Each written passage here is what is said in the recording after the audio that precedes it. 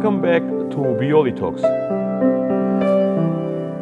Today, my guest is a very special young man. We met at the protest down here in Tbilisi. I've been protesting together with over 100,000 people every night for more than a month, and I met this young man, very special young man, who is Georgian, but he grew up in Italy. His name is Luca Chikovani, and I'm not going to tell you more about him. He'll tell you a lot and very interesting stories about his very beautiful and inspirational life. So let's meet Luca Chikovani. Luca, welcome to beautiful Bioli. We met very strangely. Yes. And we'll talk about it later in the interview. But welcome to Bioli. I appreciate your time. And Bioli is the only wellness resort in Georgia, created by one man, the visionary man, Thomas Jedlidze. And see, you have roots in Georgia, and Bioli is the idea of Bioli is to take old Georgian healing traditions that we have a lot, Yes. and to incorporate it with modern medicine and create something called Georgian wellness industry. And so far it's been interesting and the journey, and I know it's gonna be much bigger in the future. And right now I would like to offer you our tea. This tea is made by Georgian herbs, and we call it energy. It gives you an energy. So Wow. It's morning, so energy is good. I was waiting for it because I saw your interview. Yeah, oh, good. And I was like, I hope he will give me like some tea. Every guest gets to Bioli tea. That's the idea. Thank you. So let's begin. Where were you born? So first of all, I want to thank you for inviting me here. Thank you. And for making me feel like a part of, like a kind of family, because every time I come here and I meet people, it's like being part of family. So Wow. Thank you. And also, like, I was in this last period, I was working a lot in some different things, more than cinema and stuff. So like I was very tired, and this morning coming here was like, thank you, was a gift for me. So I'm glad you liked it. in here you can feel like this magic frequency and this vibration that is very peaceful, and Yes, then you Bioli can has see. that. It's a magical place. People cannot now see the view we'll we show have in them, front, we'll have a but shot, it's but like yeah. it's like really a gift for me. So thank you so much Oh, for thank you inviting for coming. And yeah, I would like to talk to you about many things. And again, back to my question: where were you born? Where I was born. So I was born in Georgia, in Tbilisi, in 1994, and I grew up here with my grandma when my mom started going in Italy to try to develop a life for us. In that period, we know we had a very strange period. And Believe me, I remember. I remember very much better than you do. yes, obviously, but I really remember everything. I remember my. Like this, there was no light in the house for maybe like three times a week, and I remember playing with the candles and with the shadows with my grandma. I remember my grandma boiling the water and washing myself with and for many years we continued like that. Yeah. So like I grew up with this little period with my grandma, and then we had the chance because my mom, she was a student in Italy. And it's not very easy to take a kid with you, but fortunately I had this lucky, I don't know, something, but she had the chance to bring me with her. And I went to, when I was 5 years old, I moved to Italy in Rome, and then I started my life there. I studied. Yeah, and so Italy, you grew up pretty much in Italy. How much of Georgian and how much Italian are you? I have to be honest, and my Italian friends will not be very happy, but I feel like 99% Georgian. And I always felt this inside, and this is maybe from my grandma, because she was very patriotic, she was a very strong woman, and she really taught me about how to be a knight of Georgia. Oh, wow. And I have this image of being a knight, and I still now fighting for and working on this, because it's my favorite thing about my grandma memories. And so yes, like I grew up in Italy, I did many stuff in Italy, many things, and I have all of my friends there, also here, but when I come here I really feel home, It feels like, yeah. And you know, speaking of Georgia, how does your multicultural background influence your working style today? A lot. I think a lot. And I still think it's all because of my grandma, because she was really into philosophy and all this honor of Georgia, and I took this with me without also knowing many times. Speaking of your grandma, and probably she was the biggest inspiration Yes. for you. And beside her, what or who was your biggest inspiration growing up, and how did those people or anything else, you know, influenced your ambition later? Well, I have a very strange figure that was my hero when I was a child, and it's very strange, and maybe I don't know if people will like this, but obviously it's a historic figure, and was Alexander the Great. Why would people not like it? I don't know, The guy you know, was great. yeah, but we are in a period that all these kind of figures is very strange and everything is changing. And but yeah, I was really in love with this figure of Alexander the Great, and my grandma was my mom. She gifted me a book about Alexander the Great, and I remember like I was literally sleeping with the book like under my pillow, because I was like I wanted to feel connected with Alexander, and I was in love with Bucepalo and his story with the horse. So I always had these kind of figures. And after it came Augustus, like Augusto, and I don't know how, but I played Augusto role in a movie, in Italian movie, and I was playing Augusto in the Pantheon inside. So I was like, that's magic, you know. I many years studying these figures, and finally now I can play him and be kind of connected with him. So I hope from the book and from Alexander the Great, you got the ambition to conquer the world with your art. Yes, kind of. Yes, kind of. That was before. It was a very strong idea. Now I'm balancing all this because I'm kind of fighting this ego and stuff. So, but yeah, I really love this figure of very powerful and solar figure, and I really liked all the figures who are connected with the sun. So for me, Great. Well, talking about art and your art particularly, let's start from your music. Can you tell me how did it start? What was the biggest event in your life in terms of your music? Well, I will tell you how I started, because it's like very strange. We were talking in the car about the internet, and I started when I was 15 years old, I think. And you know, it's very funny, but I really liked when I was 14, 15 years old, I really liked Justin Bieber. Okay. Because I liked how he, you know, his history. That's the right age to like Justin Bieber, yeah. Yeah, because he was like, he grew up with only mom, and I grew up with only my mom. And then he was nobody, and I was nobody in Italy. And you know, in Italy it's very like, also now less, but before it was, if you wanted to become someone, you had to be a friend of someone or nephew of someone. And you know, it was just me and my mom. So like I was like, how can I do this? How can I find the solution? And then I saw this kid, Justin, and I was like, oh, he's sharing videos on YouTube, just a webcam. So I started doing these videos on webcam, and with one video of his cover, I reached like 500,000 views. That in that period was a lot. And after that, I said, okay, Luca, you have to upgrade the quality of your video, because not only webcam, you know.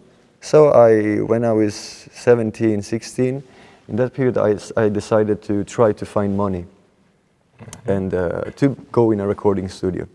So it was a summer, like August, I think, or July, August, and I started, like I was living in Trastevere, in Rome Center, and I started going in every shop and asking, guys, do you need like a dishwasher or like a flyer boy or whatever you need? But you know, I was looking very young, very kid. So everybody was scared to work with me, because you know that we will have problem because you're also underage. Right. So, yeah. So like, look, I just you know, and I remember I was 2 weeks going in every shop, but everybody was rejecting me to work. So like after that, like after 2 weeks, I was just not watching the name of the shop. I was just directly entering every shop after shop. And I entered to this shop and I asked, guys, you know, I need the job. And this man looked at me and he said, like, I mean, it's August. Everybody, your age people is outside and having fun on the beach, and you know, and what are you doing in Rome? It's like 40 grados. And I said, no, I really need a job because I need money for a recording studio and for rent a recording studio. And he said, just go outside.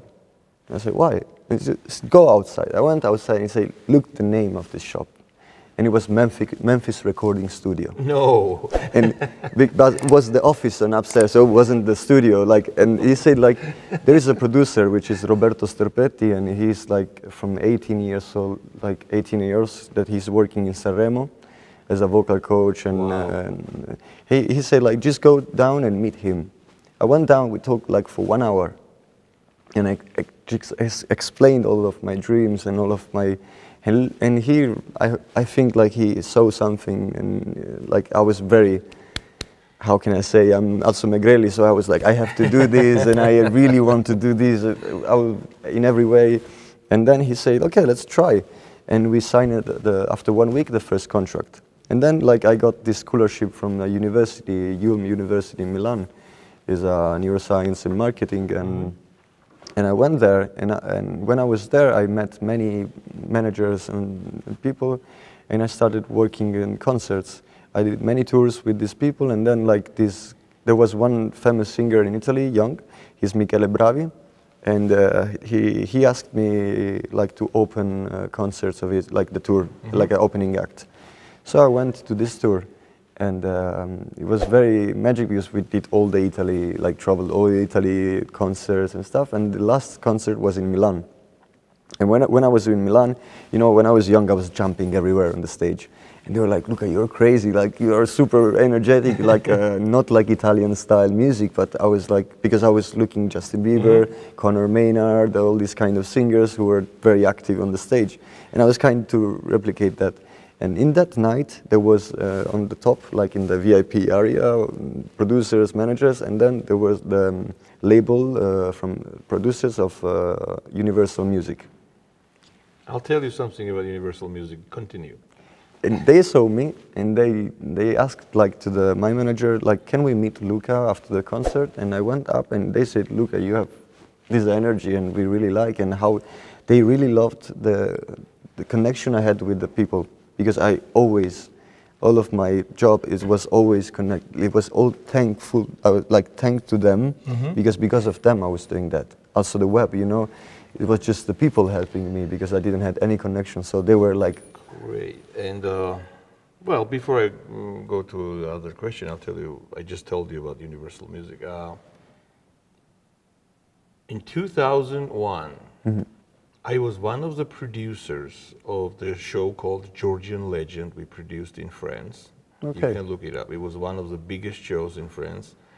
And music was produced by Universal Music. Wow, really? So there is a Georgian presence in Universal Something Music. in Universal You were Music. the next one. And it's, you just mentioned Universal Music. It brought all these memories back from the way back. But no, they were very, and also like we released an album together, and it was a miracle happened. Yes, I know. Like how they do it. we did this. No, but you know usually they help you, but it's not that much help from them. Like I was doing all by myself, and also I was very lucky because I heard many singers who were like struggling because when you work with a big company, they change you. Yeah, that's but how it works. I just went them and I said, this is the font of the album, this is the picture, this is that, this is that. Nice. Like I like had Ray everything. Charles. You know, I had every idea, and they said, okay, Luca, you know, you done all the work. We don't have to do it. Just do it by yourself. So we released this album, Start. It's called, and I don't know how, but it was the 3rd most sold in Italy, in the industry. Wow, that's great. And it was do you know Zucchero? Yeah, the singer. Who doesn't?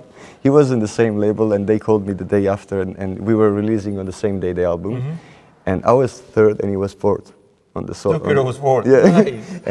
Nice. And he called the Universal, and sorry for the word, he said, who the is this Luca? You know, why isn't happening? I love it. Then I met him and we became friends. Zucchero. Yes.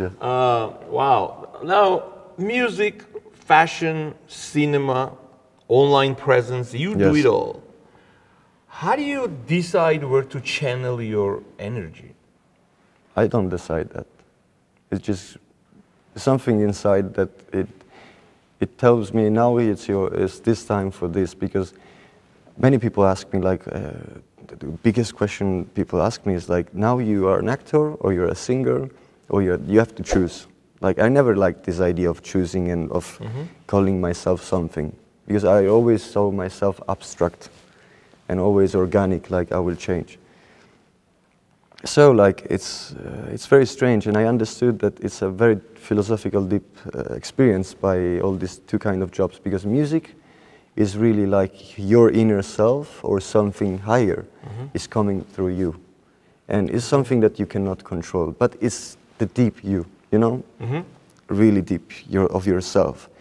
Then like the cinema, the acting was the chance to destroy my ego, to finally destroy the idea of myself, and to become not become someone else, because I never believed that when you act, you just, it's always a part of you that have the chance to go in that direction.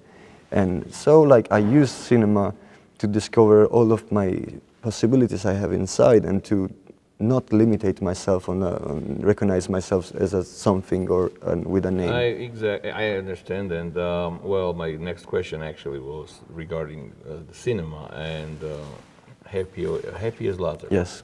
In Italy, it's Lazzaro, right? Yeah, Lazzaro Felice. Lazzaro, okay. Yes. Great film. Thank you. Lots of awards. Before we talk about film, how was the transition from music and fashion to cinema? What was that process like? Like it was very strange, because it is all connected. Because, and I will tell you, like the story is very funny and very, like, I don't know, it happened very magically. So like I came in Georgia in that period, and I filmed a music video about, because I wrote this song about the story of my mom and me, that when we moved to Italy, and it's called On My Own. And yeah, it's all about the story, and yeah, we came here because it was important to film here, to show Tbilisi. And I filmed, and this music video was released on MTV. You know, before it was big channel, really loved in Italy. And I don't know how, but in the day they were releasing like once, twice a day this music video. Like this director, Alice Rohrwacher, she was doing the castings of her movie, This Happy as Lazzaro. And she went for a little break down to the bar to take a coffee with the casting director. And like she was drinking the coffee, she told me like, and then there was the TV. And she saw me on the music video, and she said, "This is Tancredi," like the character of the movie. What a life you have. No, it was, I don't know, like I was magic. But then I'll tell you a more funny thing. So I was in the middle of this energetic mood, like all the concert and stuff, and my head was a little bit, you know, this ego and all stuff. So like they called me, and she called me, and she said, "Luca, you know, I'm Alice Rohrwacher, and we want to make a little casting with you, and if you can come in Rome," because in that time I was in Milan. And you know, I said, "I'm sorry, I have a lot of work now, but maybe we will see." And then I called my mom. She was a DOP, like a photography director in the movies, and she knew all this ambient, like all these people. And she said, "You know, this Alice Rohrwacher called me." She says, "What? And what did you say?" I said, "I don't know." She said, "Luca, now you just, before I slap you in the face, now you call her back and you say you are going to do that casting." And I say, "Why?" "Because she's one of the best directors in the world now. And she's a very powerful woman." So I called her back and I said, "You know, okay, I'm coming to the casting." And then I was with this Carlotta Tramontin. She was one of the first managers that believed in me, this girl. So we went in Rome, we met Alice, and I was doing this casting. And like, it was terrible, I have to be honest. Like, that much terrible that in a moment I really blocked myself. And I was like, you know, gabutuli, in Georgian we say gabutuli, like this when you block yourself and you, like a kid. And I was like, no, I don't want to do anymore. But I was big, I was not a kid. And Alice, she understood that the other actor who was helping me, he was too much over me, you know? Oh, the pressure, yeah. And she understood that, and she said like, "Okay, go outside." And she looked at me and said, "Luca, now we redo the casting, and you don't go out of this room before we finish this casting with me." And she acted the role of this guy. That was the role of Lazzaro. Lazzaro, yeah. And I was acting Tancredi. And it Rest happened. is history. Yes, and it happened. Wow, and you played Tancredi. And then after you agreed, after you know, they decided to play it. How much of Luca did you find in Tancredi? Well, it's a very particular question because, like, I know that from that movie, my life changed not because of the career, because I really don't give importance to the career and to stuff, because as I told you before, I can do now an acting, tomorrow I can make pizza, and for me, all working as a farmer, and for me, life is all experience, and we have to be, we have to find different experience and try this because of growing up. And so, like, I really, like, lived all that Tancredi lived in the movie. I was coming from the city, I went to the hotel and there was no Wi-Fi, and you know, in that period I was like so much into the phone, and I was like, oh my God, where is the internet? They, after the hotel made the internet for me, like I was like, oh my God, I need the internet. And then I met this Adriano Tardiolo, the actor of Lazzaro, and he is literally an angel, I have to say that. Like, for me, was an angel. And while doing all this movie, like, I really, something changed inside of me. I was like this and it became like that. And like all this idea of becoming someone, of becoming rich, of money, everything fall down. I lose all the interest, and I was against that. I was scared of money in that period. And Alicia, she really gave me this gift. And also, like, it's a strange, I don't know if it's normal to say that, maybe people will say, okay, Luca, you're crazy or something, but it's okay. I was really in that movie connected because she was connected and the character was connected with the moon, with the figure of the moon. And like, I literally, I don't know if I can say that because I will look crazy. Go ahead, but say it, it's okay. But like on the moon, on the full moon, when I was working, we were working for 2-3 months, and for years, on the full moon, I cannot sleep. Now I change because I'm feeling the sun or something. But before I was hearing thousands of women in my head, because Alicia, she's a very particular woman. And I was like, every time, every full moon, and you know, like, also sometimes, you know, you don't know if it's full moon or not, you forget the calendar. And I was like, and I cannot sleep, I say, okay, tonight is full moon, because I was hearing this woman talking. Wow. And so it was a really spiritual initiation for me, and people say it's a gift for the movie, the career, but as a humanity, as a experience, life experience for me deep, for inner evolution was the biggest gift. So I will thank Alicia for the rest of my life for this gift. Not for the festival, not for Cannes. It is nice to see from the outside, but you know. It's always great, and I always appreciate when people say thank you from the bottom of their heart. Yes. And you know, my friend and I, we even established a production company a couple of years ago, David Zera and I, called Madloba. Wow. Georgian is Madloba, thank you, because at the end of the day, everyone has someone who they owe a honest Madloba, and they would love to be able to say, hey, Madloba. And when you just said thank you to Alicia, that's what I felt. You just needed to say those words to her. Absolutely. I don't know whether she sees that or not, but that was one of the most honest Madlobas in the world I've ever heard. Thank you. And speaking of cinema, when I was growing up, of course, Italian cinema is one of the best in the world. We all know that. And I'm not going to start mentioning the Fellinis and everyone. Yeah, enjoy, please. But there was a little very strange thing I discovered later on in my life. See, when we were growing up, besides Fellinis and Bertolucci's and Marcello Mastroianni's and all those guys, one of the most popular person in Georgia was Adriano Celentano. Yeah, right? Everyone still loved now they love him. Even now, yeah. And then in 2011, my cameraman Balu, right here, who films us, hello, Balu. and we went to Rome with great and most incredible Georgian composer Ghia Ancelli. It was such an honor to be with him in Rome. And we met this guy, Franco Battiato. Oh. And we were, astonished by the reaction of people. everywhere we went together with Mr. Franco Battiato. Unfortunately, he passed away.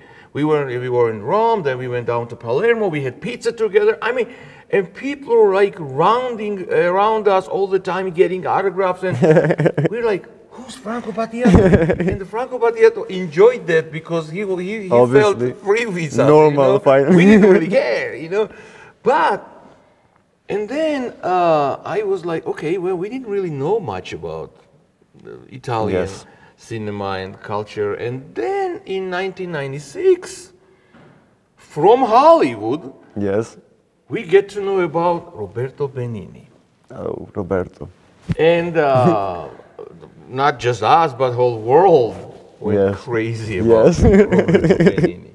And I know he's a very special person for you. He is. Who is Roberto Benigni for Luca? Well, in this movie, Happy as Lazzaro, I acted in many of the scenes with my, like she was playing the character of my mom in the movie, Nicoletta Braschi, the wife of Roberto. You saw her in Life is Beautiful. And we had a very strong connection during the movie, and we had many scenes that unfortunately they are cut off also. But they were very strong scenes. Also, she had to slap him in the face in front of all of the village, and we filmed that like 25 times. Nice. And my face was, because she looked at me and she said, Luca, we make it real, let's make it real. Can I slap you in the face? I said, okay, let's do it. But she had all the rings. So they cut that scene because my face, they tried to cover it, the redness, but... You were bleeding? Not bleeding, but I was old. I had 5 fingers for 3-4 days, So I had this strong connection with her, and I was like, and then like all this connection came because my grandma, she was the biggest fan of Nicoletta Braschi and Roberto Benigni. She literally, every time we were coming here, she was asking, Luca, please bring me Italian magazines, and she was cutting the pictures of Nicoletta and Roberto, and she had a collection. So like imagine for me how magic was like to work with her. But unfortunately my grandma was passed 2 years before knowing that I met and I worked with them, like with her. And then like, Nicoletta was feeling me like really like a son, like, so we were really in emotional contact, like. And then we went to Cannes Film Festival for the premiere, and I met Roberto in the airport. From the airport, we had all these 3 days together, 3-4 days, and was, feeling like part of family. And because I also never had father, so every time I meet a kind person who is a man, I feel like every time I feel fathers. The energy that comes from Roberto Benigni, I've never felt by. Yes, I would encourage anyone who can go on YouTube and watch Roberto Benigni on American late night shows. Leno, with David Letterman, you name it. And one of my most favorite actors is Robin Williams, late Robin Williams. Yes, wow. And Roberto Benigni is Robin Williams on steroids. Okay? The way he acts, my most favorite comedian was Don Rickles. I don't know if you know Don Rickles. You have to check it out. He was unbelievable. He died a few years ago. And every time Don Rickles was on late night shows, which starting from Johnny Carson, he was a legend. He would steal the show. When Don Rickles was on the show, all the others were like, no. The person like Jay Leno or anyone else would just stop talking. Don was running the show. There is a show with Jay Leno where Don Rickles and Roberto Benigni are together. What happened? I can't tell you. You should watch it. It was, Don Rickles was astonished. Who is this person? And let me ask you this. You know Roberto Benigni. Is he like that in real life too? More than that, maybe. How can you be more? Yeah, it's literally like more than that. And I will tell you a little story that is a secret of their family. And we put this in, like we filmed this in the movie, but unfortunately it was cut off from the movie.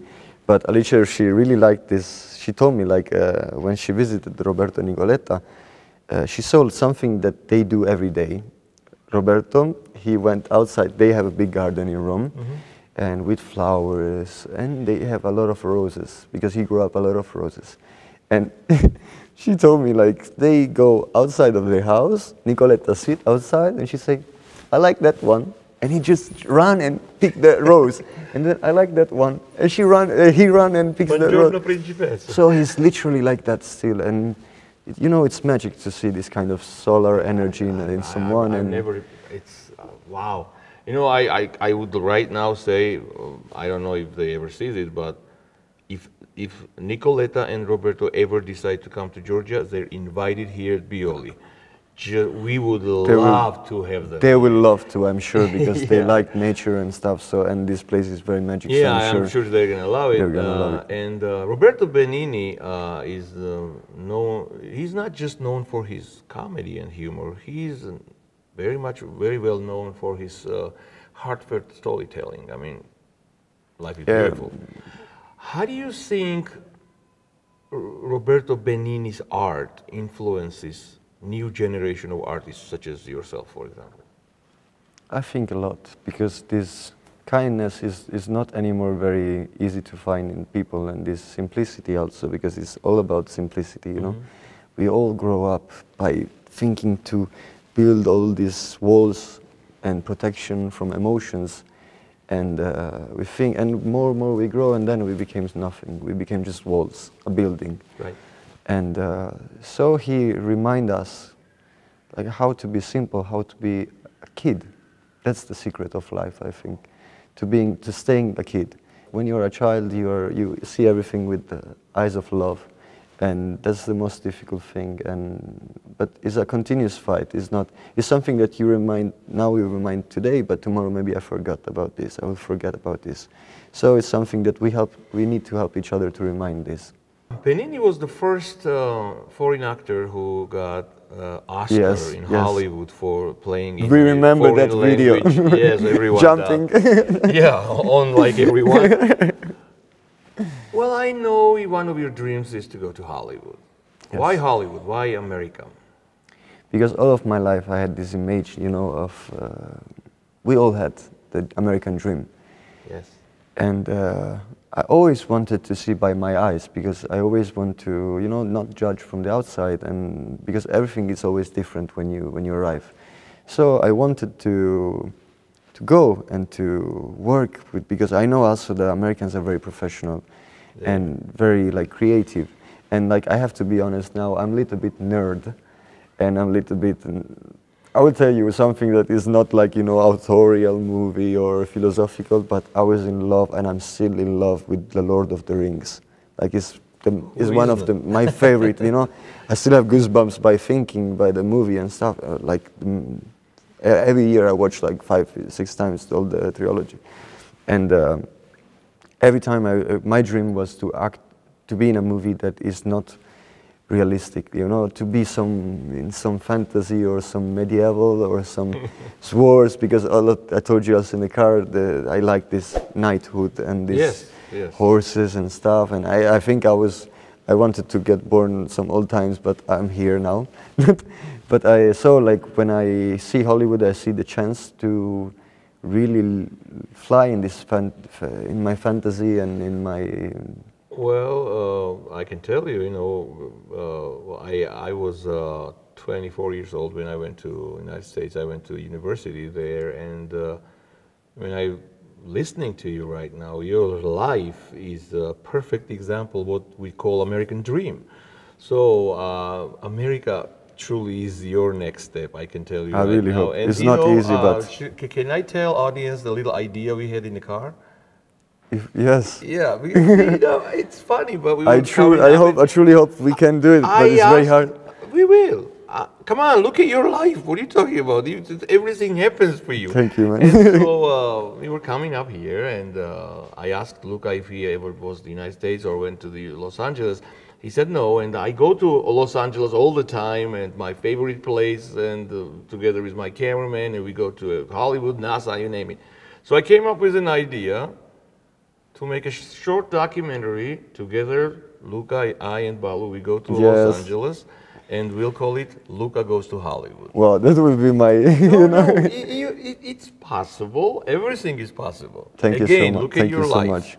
Thank you so much for this. this chance. Well, no, thank you. And switching gears right now, tell me about your amazing work in Ukraine. What do you do in Ukraine? Well, I felt very connected with the situation of Ukraine because everything came from my past, from my mom, from my grandma, and then I had this life experience which was very heavy during the war in 2008. I was here with my grandma in Borjomi for a holiday, and you know, people was getting, like something strange was happening in the night, and she got called from people, from friends, and they said like, Nana, my grandma's name was Nana Naive, and just come back from Borjomi because something is happening, we don't know. And she said, okay, the day after we took this marshutka, people doesn't know what is marshutka, but it's like these little cars, small minibus, like kind of, which was not safe at all. No, man, it was terrible. And so we took this marshutka in the morning, and we drove, like we went to Tbilisi. You know, I started watching these military cars going like in front of us, and there is like 1, 2, 3, 5, 15, 20, 50, like, and I was like, what's going on? But then I was like, I was a kid, like, and I was watching them, and I saw like, I was at the beginning I was hyped because, you know, a child watching military is like, wow, all the military cars, the tanks and stuff. And then I saw like they had this American Jeep style with the back, you know, open. Right. And there was like 15 men on it. And all tired, all dirty, and I felt like something strange was happening because I saw their faces, and I still remember some of their faces, very exhausted and dirty, and I said, I don't know what's going on. And then we drove into Gori. I remember all this car crashing, and I remember like this marshutka, people came, and they jumped on the marshutka, they opened the door, I was next to the door, so I was the first, and these people was dragging me down because they wanted to jump in. And my grandma was holding me, and the driver was driving, and so these people was dragging, and it was a terrible scene. And I remember one of the craziest scenes that for me was strong, and I still like this woman with a child, and she stopped a car, like really in front of the car, and she threw the kid inside of the car. She didn't know the man. She didn't know the man, and this man drove. So we went back to Tbilisi. And we entered, and then I have this biggest, coolest memory of my grandma, and I still thank her for this gift.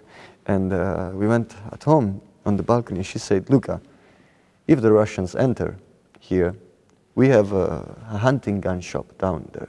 We go there, we buy weapons. Yeah, there was a shop, I remember that. and we resist from the balcony. And I have this memory. So from that, when now get back to Ukraine, sorry if I told you this.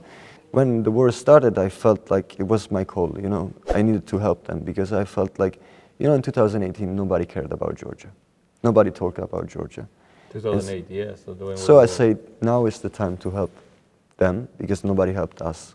So I always want to do what I didn't have. And so I went to the consulate of Milan, and I asked, guys, can I help you for 1 month? I helped them like dividing all the medicines because many people were coming and giving gifts, and you know, also the consulate people, they were too much in chaos that they were not thanking enough the people who were giving gifts. So I saw that and I said, okay, I divide medicine and stuff, but then I stand outside and I thank everybody, like in a deeply way. So I was like, really, thank you so much. And they felt, and I was like, okay, that's my job here. Then I did this first mission with, he was a friend of mine, an old man, and he was working with me for some festivals, film festivals. We were really going in different cities with Happy as Lazaro, and I was speaking about this movie. And when he saw that I was in consulate, he'd say, like, Luca, how can we do something together? And he was a friend of a mayor of a little city. And he said, like, you know what, we can collect some money and we can bring medicines there. And maybe they will give a pickup, like, or a minivan, and we'll bring this, just me and him. So we collected 20,000 euro of medicines, and many medicines gifted from different cities, regions, hospitals. And we had this huge car full of medicines, very strong medicines, and also diabetes and all this stuff. So we had to be very, you know, time and fast. So we drove from Italy to Ukraine for 27 hours. We stopped a little bit one night, a few hours, and then we went. And then we arriving to this border of Poland and Ukraine. And the war was started like 2 months before, so it was really in the heavy intense, moment. yes. And we arrived to the border, and there's Polish soldiers. They say there is no way that you cross, because on the other side the Belarusians mined the highway. The mines, yeah. And I say, so? I was in contact with the Korostan hospital director, which is a little city, and he was working on the front line. Right. So we were in contact, and they were waiting me on the other side. And I said, like, oh guys, I really have to, because they drove also 10 hours from Ukraine in the war, and they passed Belarusian fight and stuff. So, like, I really have to. And the Polish soldier looked at me and said, Luca, you know, like, no, Luca, but, you know, this is not a wall. This is the entrance, but there is a forest everywhere. So yeah, he gave you the hint, okay. So I look at the other guy, but the other guy was very scared because he asked me one thing before the beginning of this mission. He asked me, look, I have a family, and just promise me that we don't go inside. We just met inside of the border or something, but we don't go inside.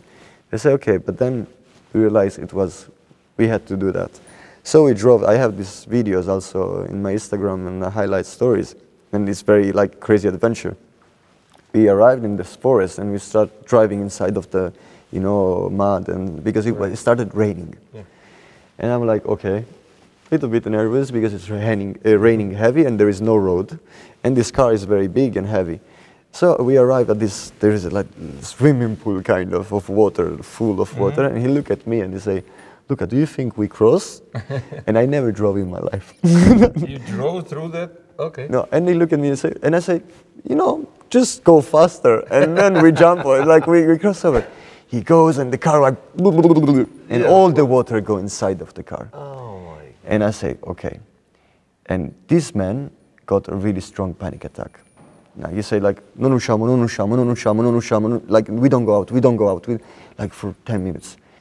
I jumped off. First, I tried to push the car from the water, and the water was over my, you know. No. And I tried, and it was, and I was full of mud and this stuff because he was trying, and he was in panic. And then I said, calm down, give me some time, I will find a solution. And then I walked for 1 hour in this forest. It was all mud. I lose shoes, I retook shoes, and I walked without shoes in this forest. And then finally I saw one little cottage. And I say, help, help, like ask the help, but everybody was just closing the lights and nobody wanted to answer. And I say, okay. Then I found the road, and there was one car coming, and I say, please stop. Nobody stopped. Then another car stopped, didn't stop. Then another, and then I say, okay, now I have to stop them. So I put myself in the middle of the road and I say, stop. This man stopped, he was with a wife. And he looked at me, and I had like, in that time there was still working sometimes internet, but sometimes not, because it was in the middle of like the board. And I showed to him like, we need a tractor for take out the medicines, like we have medicines. He looked at me, he make her wife go out from the car, he put me in his car. So we are driving, no? And I'm like, nice to meet you, but he was no understanding no word in English. And he's driving, and like I just see like it's 5 minutes, 10 minutes, 15 minutes, 20 minutes, and I see on the GPS, because we're working also without internet, that we are going really in a strange, like in a forest, another forest. And I just look at him and I say, can you stop the car? I just need to make one call. I wanted to take the picture of the plate because I was scared, you know. Right. And this man looked at me and he said, Ruski. I said, what Ruski, brother? Russian. He's telling me Russian. I say, no, Russian, I'm Georgian and I'm in Italy and I'm helping you. I say, no, Ruski. I say, oh fuck, now something is going to happen. So I really got scared, and I don't know how, but internet restarted working, and I had the call on WhatsApp by the director of the Korostan hospital. And I said, man, you have to talk with this man because he thinks I'm Russian. And I gave the phone, and he said, Gruzi. I said, okay. Stop the car, back, and we went back 20 minutes. Where he was taking you? I don't know. I really don't know. Wow, that's a scary We went story. back, we found the soldiers, and then the soldiers came with us. And they saw the car, and it was too much inside of the mud. And they looked at me and they said, we are sorry, but there's only one chance now that we take you back to the Poland and to the airport or to the hotel. We give you a drive, but there is no chance to take out this car. And I said, come on, why? I mean, there is too much mud and we need too much cars now, and it's very dangerous to bring here military. And then I got panic attack, but inside panic attack kind. And I look at him and I said, okay. I opened the door and I said, I know the road. I did 1 hour of road. I will bring one pike by feet. And I was like, no, no. And I was, don't touch me. And I was like taking these packs and I was like, I go. And they really got energized by this. I was like too much angry with them. And I said, I don't give a fuck about you guys. I just bring these packs. And they say, okay, wait, man. We waited, and they called in Poland, they called the fireworks men, the firemen. The firefighters. And yeah. they came, and all together we took this car outside, and then we had like a line of cars and military cars, and they escorted us to the meeting point with the doctor. And we met the doctor, we gave the medicine, and that was the first mission. It was very wild. Now I'm doing, it's already 3 years, I'm doing very organized with Italian diplomats and with we made this foundation, Hope Ukraine it's called. So we organize all this stuff and we are doing every year a mission. Now this last mission I was 1 week ago, before Christmas.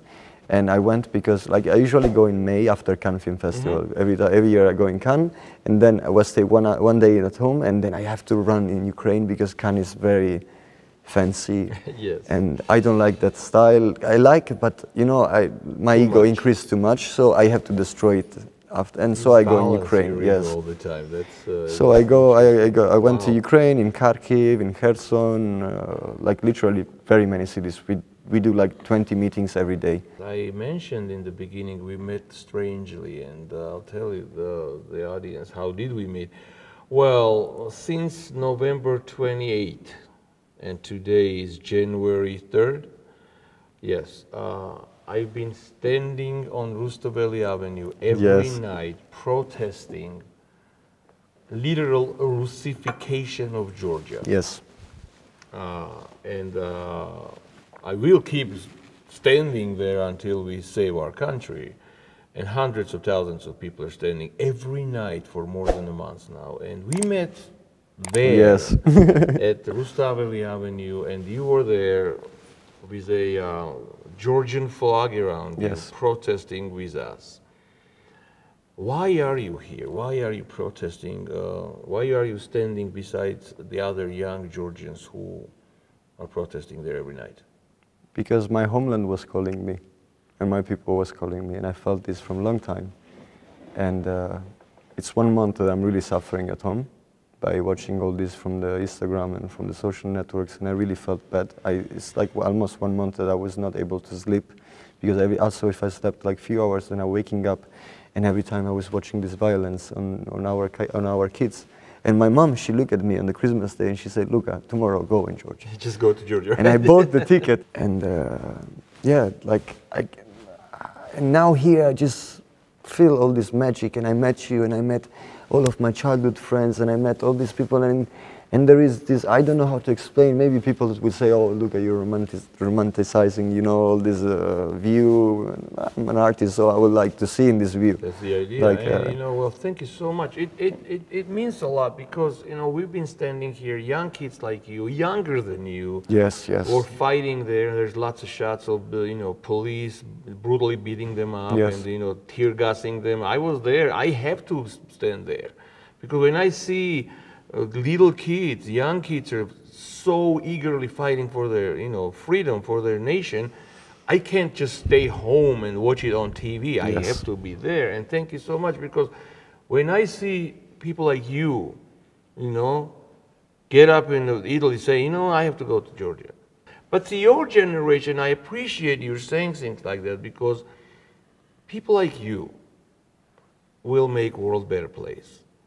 Because thinking like that is a main ingredient to a better and prosperous world. And I appreciate you thinking like that. And thank you. Going back to Luca, what's in the future for Luca Chikovani that excites you right now? Any plans in the near future? Well, I have to be honest, like as I told you that Alice, she changed me a lot. I realized that also this kind of reality of job was very difficult for me, because, you know, when you go in Cannes, Venice Film Festival and stuff, you see all this extremism of, So I was a little bit scared of it. And then there was a period that I was like, maybe I don't want to do this anymore because it's too much for me and I don't feel comfortable in it. Right. But then I understood, because I really like my biggest dream I had, I would tell you, like at the end it would be to come here in the mountains in the Caucasus, have a little cottage, have a horse. Really? Wow. That's my final goal. Nice. Well, But when you're like 80. Yes, yes, Okay. yes. Because I understood, like, many times it comes like, I can do it now. Because I am already that kind of person. I like to be in the forest for days alone. And I just, you know, talk with the nature and I feel the nature and I'm home when I'm in the nature. Many years I'm planning to work in the industry to become popular and with money, not for myself, because I really hate money. I get scared when I have money. When I don't have, I'm really good. And but so many people wouldn't understand that, but it's okay. Yeah, it's very hard. You have to live it, and then No, you will understand. But then I understood, like all these, I need to create scholarships for kids in Georgia. I need to create connections. And in this last year, I understood that, you know, first before my symbol was the sword, and now my only symbol, that I only have two symbols now, that is the shield, and it's the bridge, as we talked before. Mm-hmm. So, like, I understood that all of my duty in this industry now, and why I want to go in the US, because I know that in the US I will have more chances to get known, to work more with great people, and to have the people following and respecting in a way that they can understand what I'm saying. And it's everything is only for then help here our youth, because, you know, I was a child and I really needed people who helped me when I was in Rome, but I never found for many years. But then I found someone. So I want to be that person for the people, because we have a lot of talent here in Georgia, and it's very sad that this government is destroying this talent and is keeping down. Yes. So we have to. I think you also understood this, that our job is not anymore on ourselves. It's about to doing for the. Of course, a long time ago, and I went to the United States in 25 years ago, 2000, and I consider the United States as my second home. My son was born there, and I love everything about the country. And listening to you right now, I can tell you, it could become your second home too. I wish. In this case, third, because you already have second. Yes. But the United States will embrace your talent and appreciate your talent, your will to help, and that's the country for you, because it's a land of opportunity at the end of the day. And last question, Luca, what kind of world you want to see in the future, in the near future? What is Luca Chikovani's world? How would it look like? On my personal or just? Both. Well, I would like to see that people accept the others and the other way of thinking. And I don't know what I want to see, because we don't know what will be. But I would like that everybody will be able to accept the others and to accept their ideas. Also now it could be better if, like, for example, if they gave the chance to speak with them and to conversate with them, and not just brutally and fascistly force us to do something. Well, not everyone is ready to talk. Because, yes, but I hope in this. I hope that people... That's a good hope. Let's keep that hope alive, and let's make sure that our world is a better place tomorrow. It was great talking to you. Thank you so much. It was great meeting you, and thank you for your time, my friend. Thank you so much. Give me a hug. Good luck.